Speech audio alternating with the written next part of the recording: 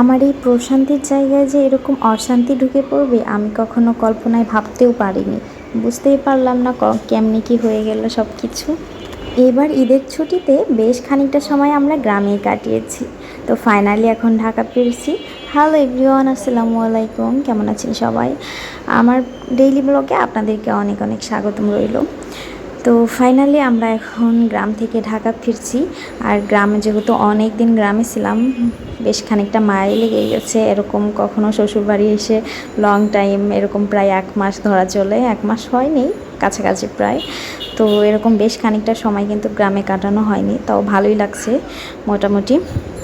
সব দিক দিয়েই কেমন যেন লাগতেছে, একটু মায়া মায়া লাগতেছে। গ্রামের রাস্তাঘাট দেখে অনেক খারাপ লাগতেছিল যাওয়ার সময় একটু।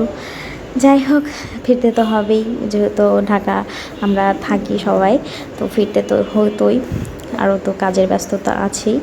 আবার একটু ভালো লাগতেছিল যে বেশ অনেক দিন পরে আমার নিজের যেখানে আমরা মোটামুটি থাকার মতো একটা জায়গা, নিজের ঘর মনে করি যেটাকে, তো সেখানে এই জন্য আর কি মনটা একটু ভালোই লাগতেছিল।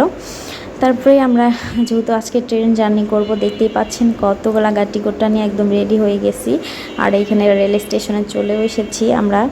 তো রেল স্টেশনটা দেখে অনেক ভালো লাগতেছিল। বিকালে বেশ রোদ ছিল, মিষ্টি মিষ্টি রোদ ছিল, বেশ ভালোই লাগতেছিল।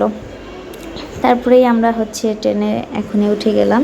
দেখতেই পাচ্ছেন কিছুক্ষণের মধ্যেই ট্রেন ছেড়ে দিবে। তো বেশ ভিড় ছিল ট্রেনে। আর ট্রেন জার্নিটা বেশ ভালোই লাগে। আমার শ্বশুরবাড়ি আসলে আমি ট্রেন জার্নি করতে চাই বেশিরভাগই।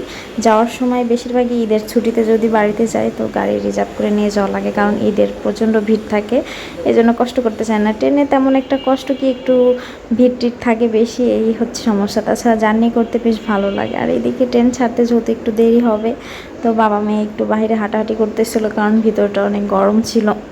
ছাড়লে ঠিক হয়ে যাবে সব, এর জন্য আগে একটু বাইরে দাঁড়িয়েছিল। আর এই তো আমাদের ট্রেনটা কিন্তু ছেড়েও দিয়ে এসছে।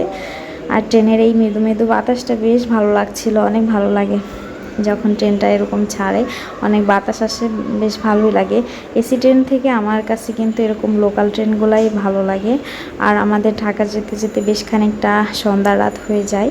দেখতে পাচ্ছেন চারিদিকে অন্ধকার নেমে গেছে। আর এই অন্ধকারে এত সুন্দর বাতাস, আমার কাছে বেশিরভাগই ট্রেন জার্নি রাতেই ভাল লাগে বেশি। বিকাল থেকে রাত এরকম টাইমেই ভাল লাগে, এই জন্য এরকম টাইমেই আসা। আর এই রাতে যখন এই ঠান্ডা ঠান্ডা, এই গরমে ঠান্ডা ঠান্ডা বাতাসটা লাগে, অনেক ভালো লাগে। কিন্তু এতটাই বাতাস ছিল যে বাতাসের চাপে দেখতেই পাচ্ছেন একদম চুল কাপড় সব উড়িয়ে নিতেছে। পারলে আমার মোবাইলটাও উড়িয়ে নিয়ে চলে যাবে। আমি তো মোবাইলটা অনেক শক্ত করে ধরে রাখছি। আর অনেক সময় দেখা গেলে এই বাতাসের এই ফোকাসটা যখন মুখে আসে, একদম দমটাই যেন আটকে যাচ্ছিল, এরকম অবস্থা। যাই হোক, ফাইনালি আমি আমার বাসায় ফিরলাম। আর বাসায় এসে আমার সেই প্রশান্তির জায়গায় আমি চলে আসলাম, আমার এখানে যেটাকে আমি প্রশান্তি বলি।